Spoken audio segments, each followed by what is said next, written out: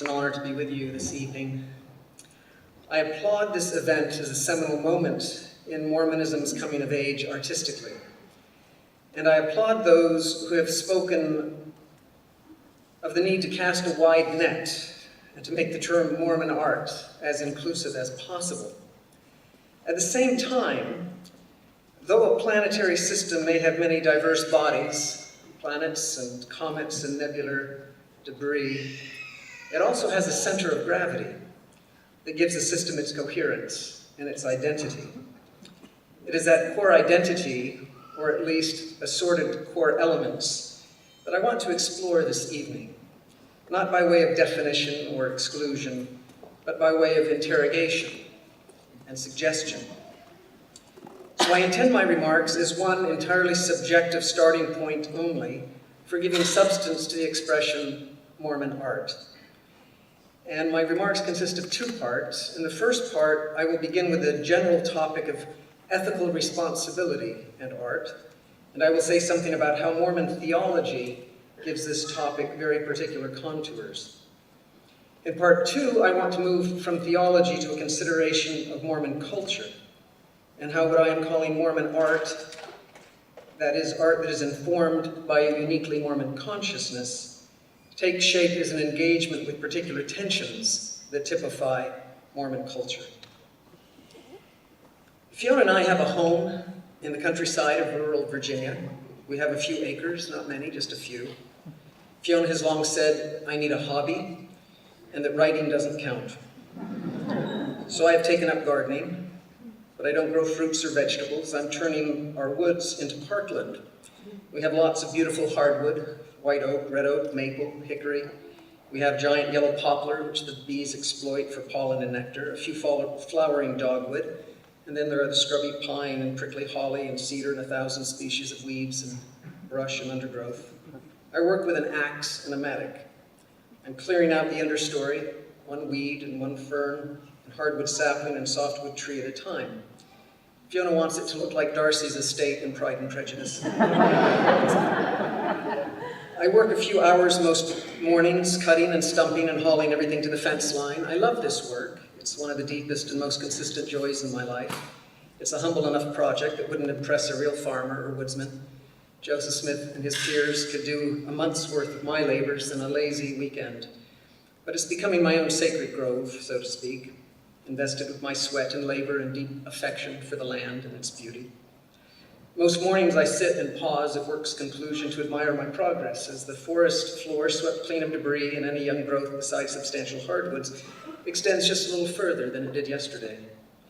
And many mornings I have been taken in thought to Parley Pratt's enthusiastic vision of God's grand design, which I can so readily identify with, because it is strikingly visual and analogous to my own happy struggles against nature's entropy.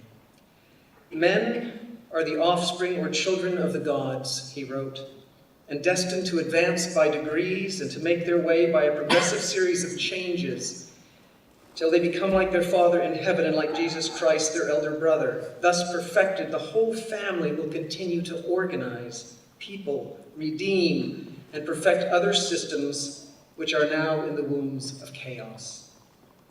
In my mind's eye, I see the work of Genesis 1 continuing through eons of time, as God and his co-creators sweep outward and onward to endless space, organizing, arranging, ordering, improving, and redeeming.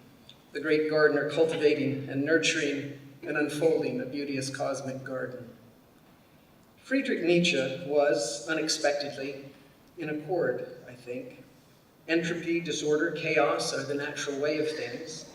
The most fundamental human compassion for Nietzsche is the will to power. Although horribly abused, misunderstood, and misappropriated as a concept, Nietzsche's idea is nonetheless powerful and I think profound. The true nature and function of life, he wrote, is the compulsion to impose form on inert matter. I think he would not be averse to formulating it thus. We are ferociously driven to define ourselves as agents. We want there to be no basis for any cosmic observer to mistake the case. We are acting, not acted upon. Of course, it is not hard to see that the activity which more than any other values the reordering of the contingent into the intentional expresses the sheer delight of a directed will, aspires to give new form to what is ready to hand, cradles and caresses and savors and shapes, is art. From Pratt's perspective, of course, and I believe for most of ours, this is the essence of the divine.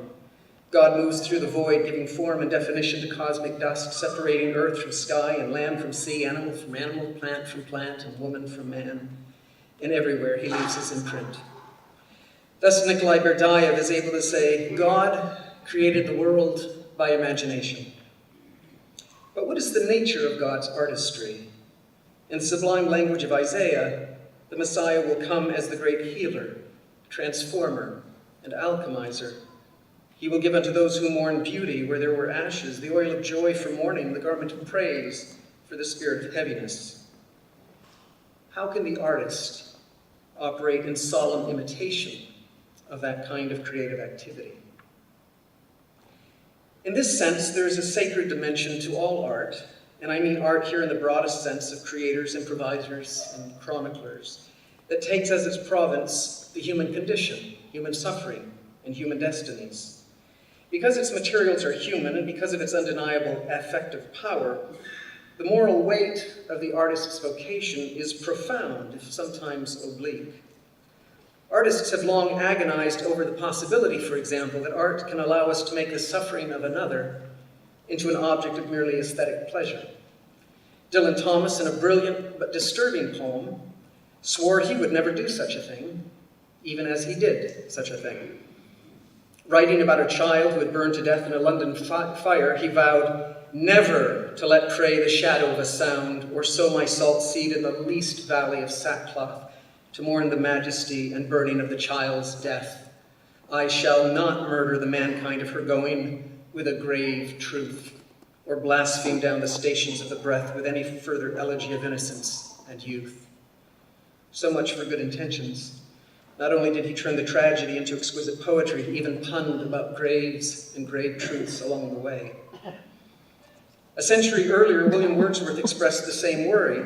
In an early masterpiece, The Ruined Cottage, he chronicled one of the age's most painfully detailed accounts of prolonged human misery.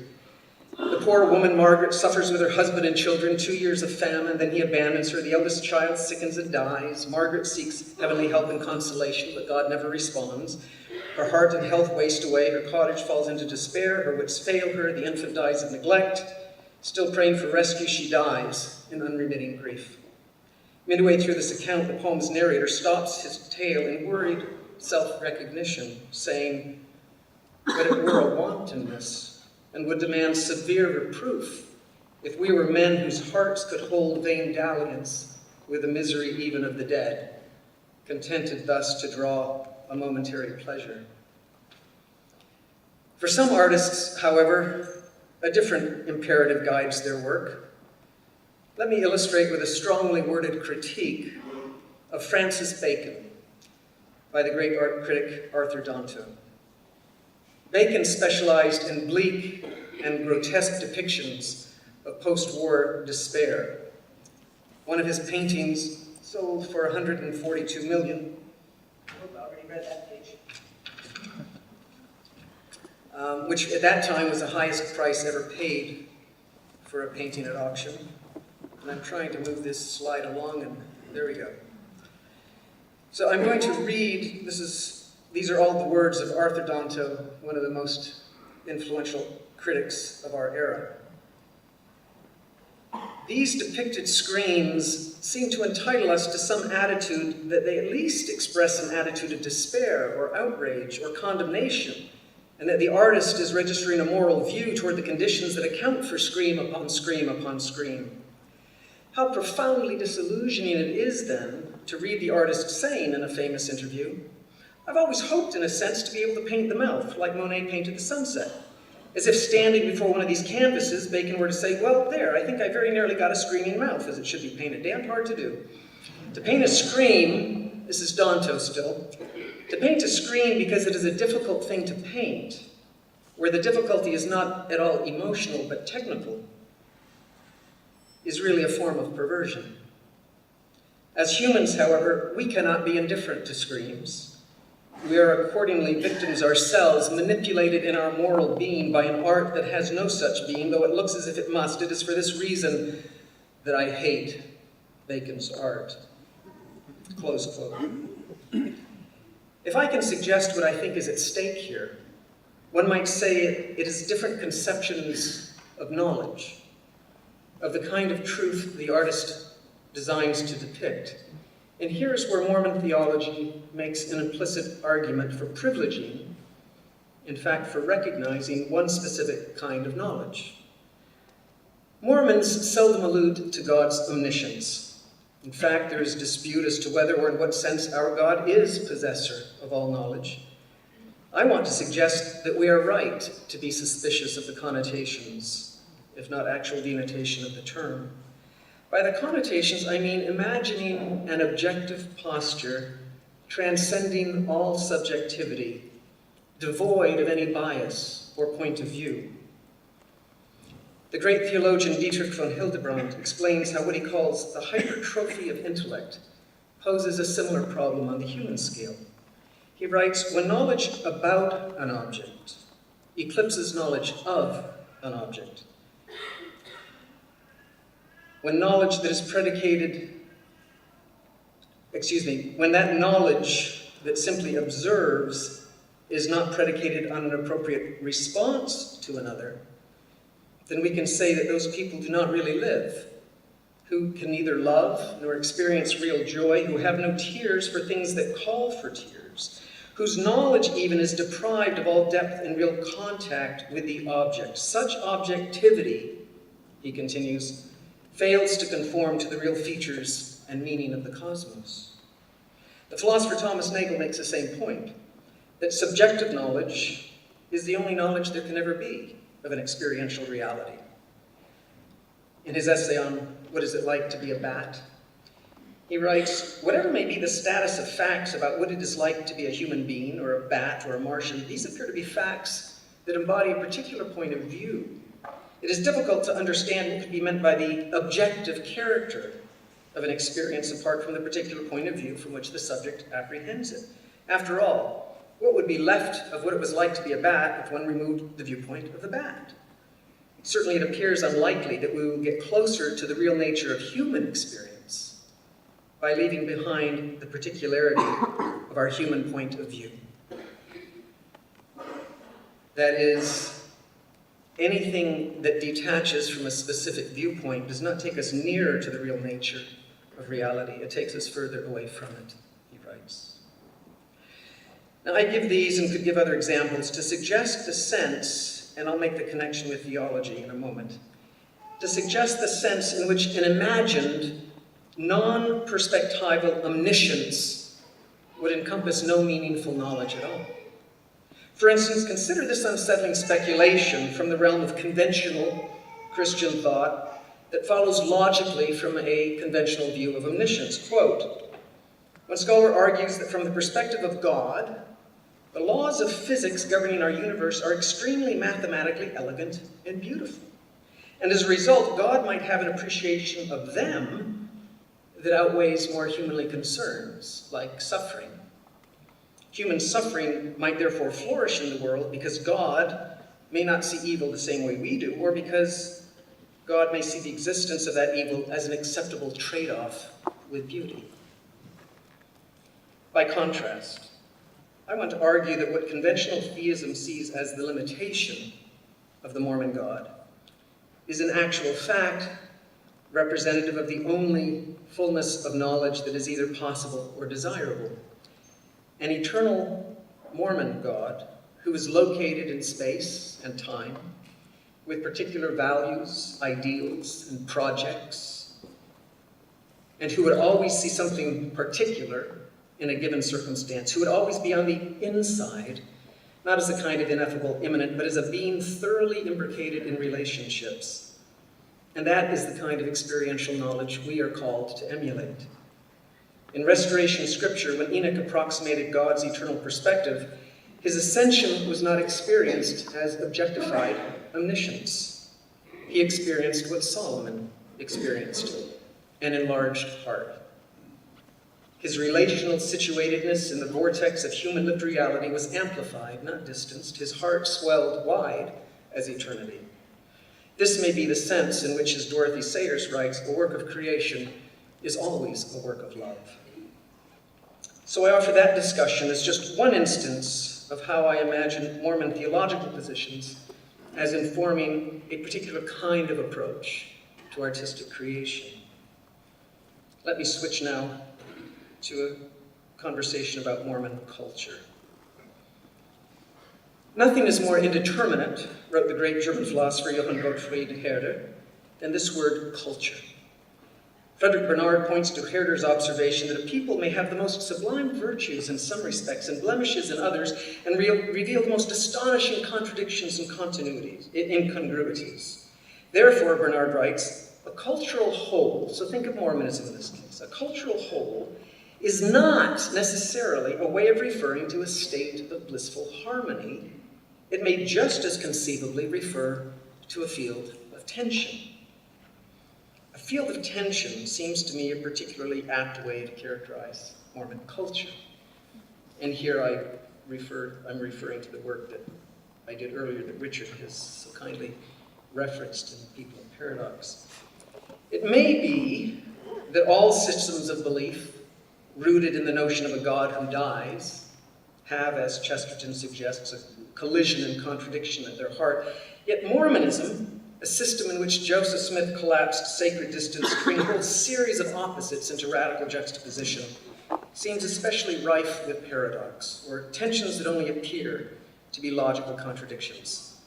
I see these paradoxes as destabilizing in the best of ways, as providing the catalyst, the energy for perpetual self-examination and healthy discontent. Mormonism is, in this regard, profoundly agonistic. This is its single most important adaptation from Romantic culture, the turn from medieval and neoclassical stasis to Romantic dynamism, which was most powerfully and economically captured by William Blake, who said simply, and here an echo of Joseph Smith here, without contraries, there is no progression.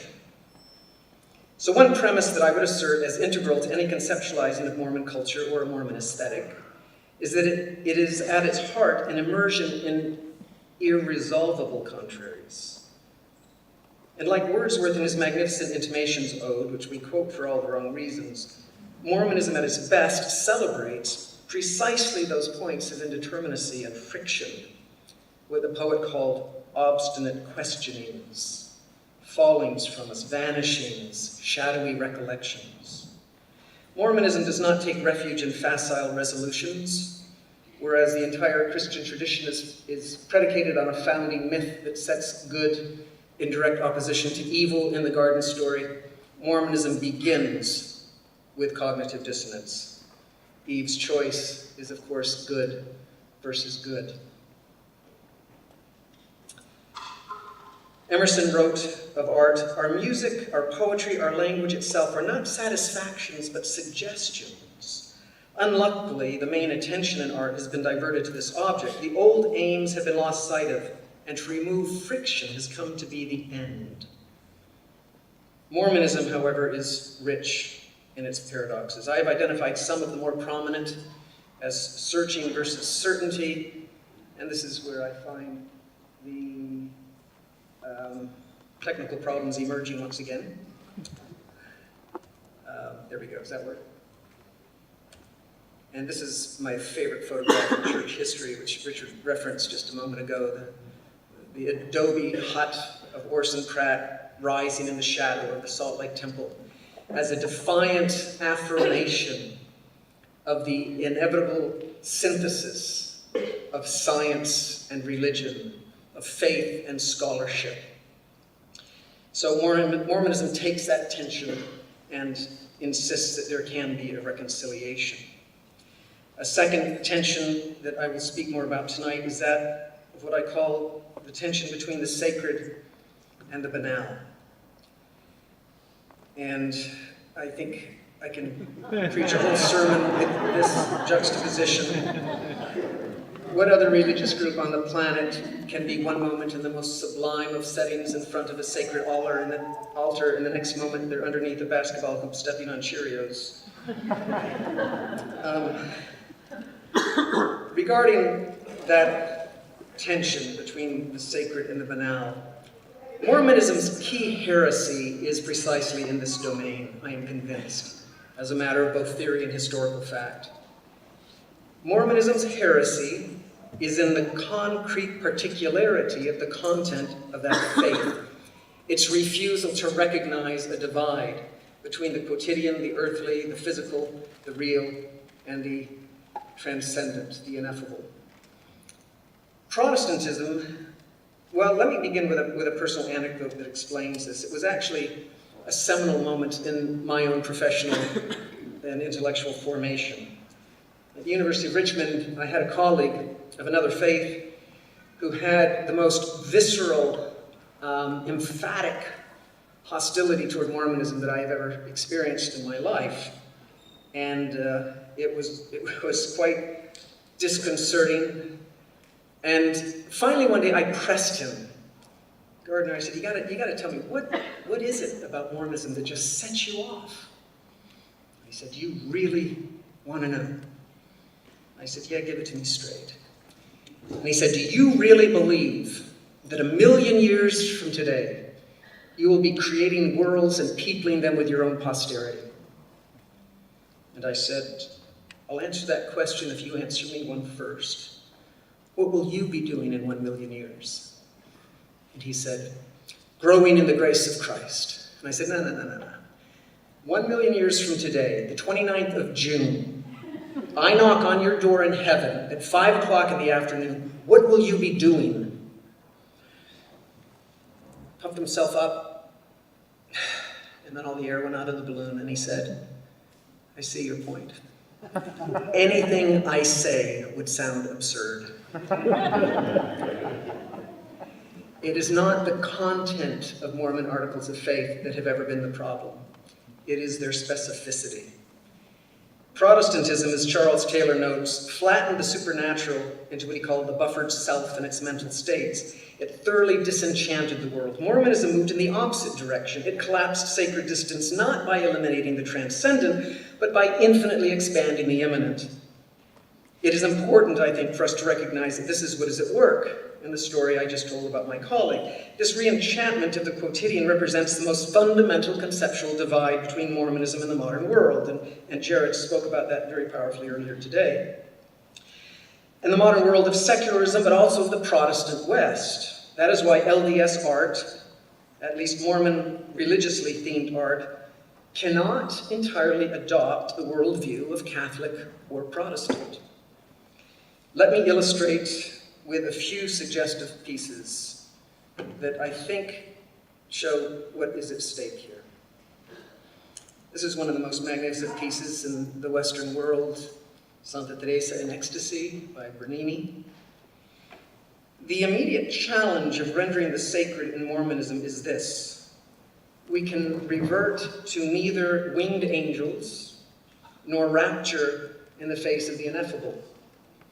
Mormonism resists the interiorizing or psychologizing religious experience as a cop-out, insisting on the tactile reality of gold plates and heavenly messengers. The grounding of our sacred history in gritty materiality was to early commentators, as to my colleague, an affront and an outrage. Remarked one sarcastic author as early as 1834, those who are particularly desirous of information concerning the millions of warriors, the bloody battles in which more were slain than ever fell in the wars of Alexander, with a particular description of their military works, would do well to read the Book of Mormon, made out of golden plates. It is far superior to some modern productions on Western antiquities because it furnishes us with the names and biographies of the principal men who were concerned in the enterprises, with many of the particulars of, but seriously, he concludes, names, biographies, particulars, and such words of reproach Mormonism's critics vividly highlight the religious taboos that Smith violated. Or as another editor jibed, these saints are busy all the time establishing factories to make saints and crockery ware, prophets and white paint. So the problem that emerges out of this debris is this: how do you collapse sacred distance without going from the sublime to the pathetic? If you strip angels of their wings and God of his immateriality, well, here we see what I think are some innovative solutions by some LDS artists. Now, this is not necessarily a brilliant masterpiece, perhaps, but notice what is happening here. It's a striking amalgam that borrows from stained glass and its resonant, ancient, reverential associations, the aura of sanctity and otherworldliness inherent in the pre-modern age, in order to dampen the presumption of the modern miraculous. Mormonism lacks the mists of history, distance, and ineffability that are markers of the sacred, and so we just brazenly appropriate a medium that is employed to supply them. Or this magnificent piece, which most of you have seen on display to the rear. This is a related strategy that I think we can see evident in Ron Richmond's wonderful Water with Dissent, among others of his works, with its powerful, suggestive imagery of latter-day sacramentalism poised against a delicate background of historic Christian iconography. Or in this third example, which is the boldest of all, we have a number of strategies at work. This is called the moment after, referring to the bestowal of the Melchizedek priesthood.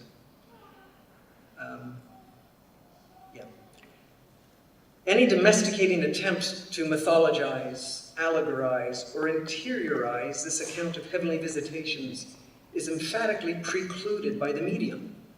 In cast bronze, we find a defiant solidity that conspicuously incarnates the farm boy and his colleague in the identical way as the resurrected beings.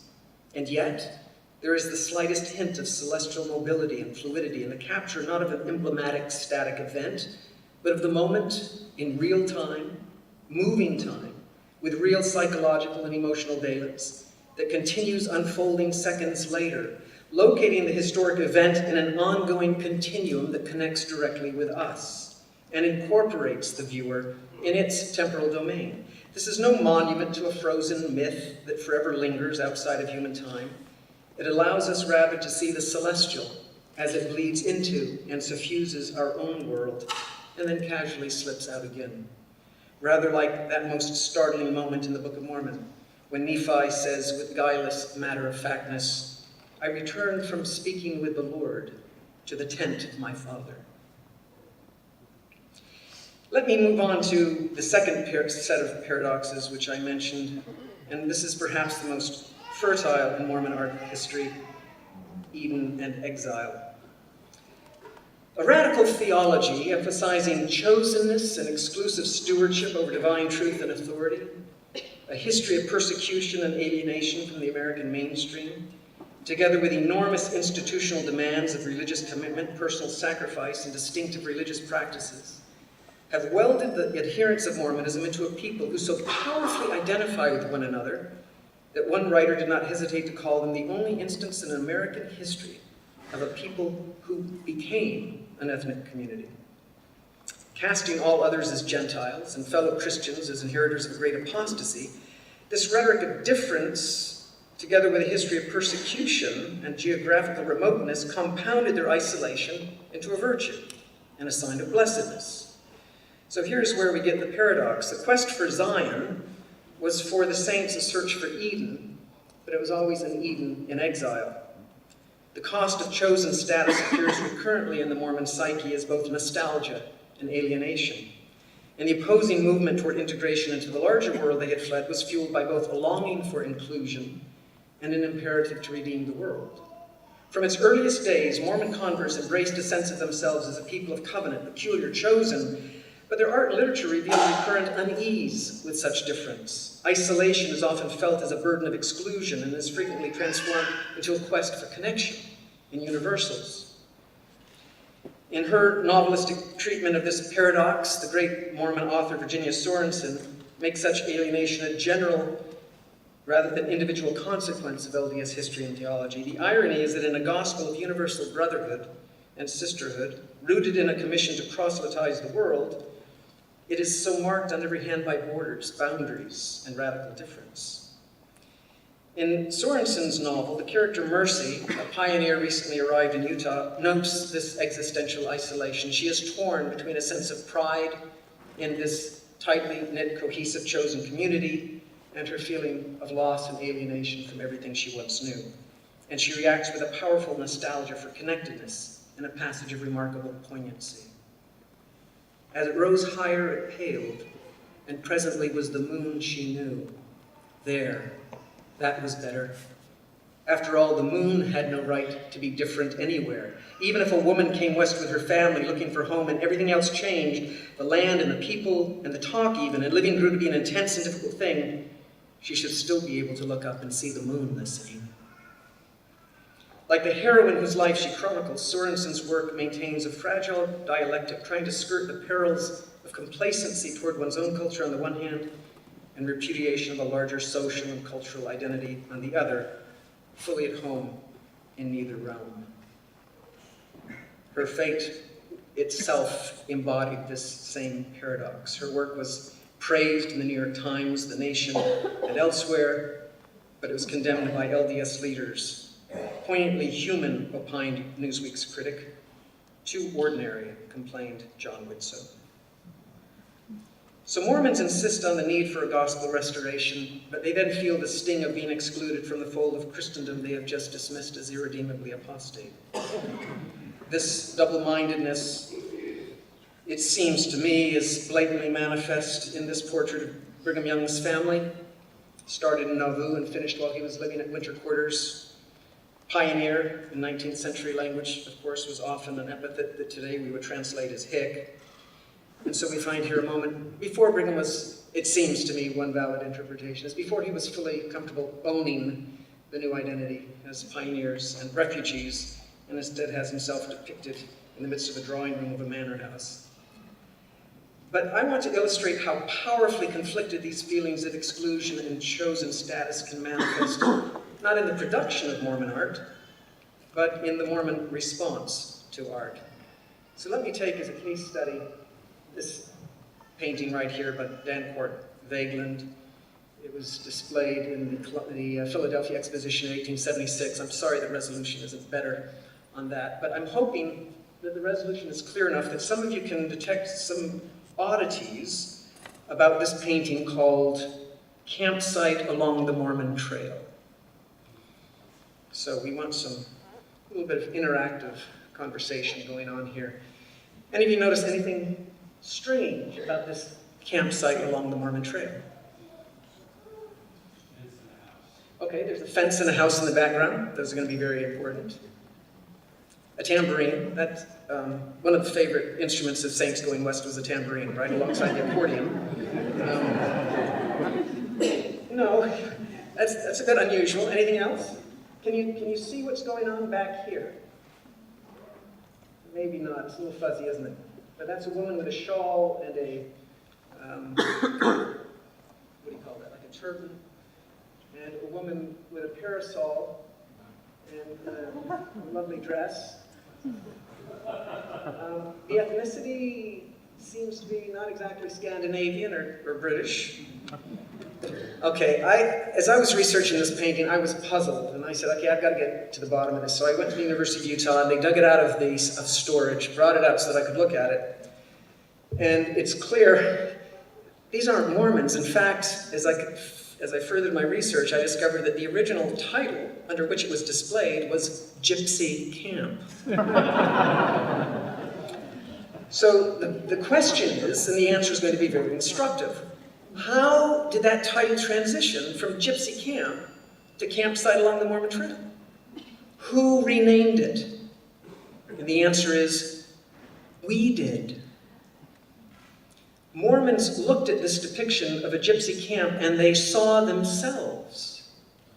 And at some point, we can't identify the exact moment, but at some point in its history of viewing and display, the title switched because people were seeing it as a representation of their own predicament. And it's a predicament that perfectly captures that paradox that I was just describing. Because you see that they are, right, a tight, close-knit, exclusive little community that has created their little idyllic setting with music and dance and affection. But the fence and civilization on the other side of it suggest a longing for that society of which they are no longer a part. And so it seems to me that this paradox is so profoundly embedded in Mormon consciousness that we see it even when it isn't really there. Here's a painting that I've chosen from C.C.A. Christensen's work that I think embodies both sets of paradoxes that I've talked about at the same time. His canvases, hard-edged primitivism, accentuate with a kind of earnest pathos the rugged theme of pioneer triumph over adversity in all its forms. This is his handcart pioneer's first view of the Salt Lake Valley. But there's always somebody who has to complain. His handcart pioneer's first view of the Salt Lake Valley is entirely typical in its perfect figuring of Mormon religiosity as gritty physical work. Family groupings surround two heavily laden handcarts, both jointly pulled. Proximate working hands are echoed by the entwined hands of children. Community, a family, pioneer companies, and the new Zion is the dominant theme, accentuated by the emptiness of the world they are about to enter. But anyone even passingly conversant with the history of Christian art will recognize in this composition an adaptation of the very common theme of the ascent of Mount Purgatory. But the blue sky at this apogee is no heavenly realm crowning their climb up the mount. Zion and repose both wait upon their descent back down into earthy life and labor. It would be hard to more pointedly depict the collapse of yearning for transcendence and the heavenly city into the holiness of the prosaic. And I will end by saying a few words about these works by Brian Kushishnik, because they move us in toward a rendering of community that I want to argue is a uniquely Mormon version of the invisible church. This first group of boisterous, wingless, heavenly throngs could just be relegated to outlier status in the genre of angelic depictions. But this second version, which is one of his more popular, and she will find that which was lost, it moves us in a slightly different direction. It's harder to explain as emanating from anything other than a particularly Mormon obliviousness to the veil as a delimiter of communion and familial interaction. And let me explain what I think is the hard decisiveness of this gesture by pointing to a historical development that makes my case for me. In England, the first and still Catholic version of the Book of Common Prayer included this beautiful petition. Grant that at the day of judgment, this was a prayer to be uttered over the dead, grant that at the day of judgment his soul and all the souls of thy elect departed out of this life may with us and we with them fully receive thy promises. But wishing to shun every vestige of Catholic reaching beyond the grave, Thomas Cranmer decided that all such prayers smacked of the old religion in which the living could perform religious acts on behalf of the dead, and so it was excised. Calvin agreed that even commending the dead to God's grace was inappropriate and unscriptural. 300 years later, Protestants were still hostile to any gestures that suggested living Christians could influence the disposition of the departed. And all Protestants had been united in rejecting purgatory. As Calvin's biographer notes, there is for Protestants only heaven and hell, and the disposition to the one or the other is final. But if, as Apostle James Talmage pointed out crucially, LDS faith envisions the possibility of a universal salvation, then that universalism must find a way to include the vast billions of the uncatechized within its orbit. And in Joseph's language, save our dead together with us. And so Mormonism developed a theology of the period between mortality and final judgment, where evangelizing and intergenerational communication and care continue in a process that encompasses the living and the dead with little regard for boundaries between the two. And the permeability of that membrane radically reshapes the nature of human interdependence. And for Mormons, it utterly defines the nature of a celestial sociality of which we are already a part. The need for community in our worship is the chief torment of man, wrote Dostoevsky. He was never more wrong, and Mormon art tells us at least that much. Thank you.